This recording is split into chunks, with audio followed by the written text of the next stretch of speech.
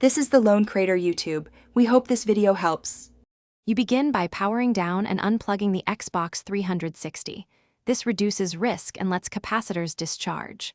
While it cools for about 10 minutes, examine the power brick LED and cables for frays or a loose plug. Replace any damaged cord. Once done, reposition the console to a well-ventilated area away from walls and carpet so airflow improves. Make sure intake vents are clear and that the unit sits level. This prevents heat buildup that commonly causes unexpected shutdowns. Now focus on internal and software factors.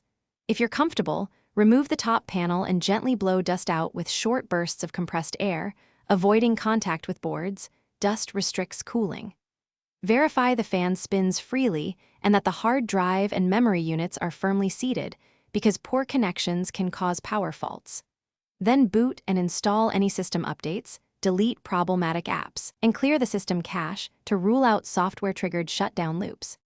Reassemble the console, plug the power brick directly into a wall outlet, and avoid power strips during this test to eliminate external power issues.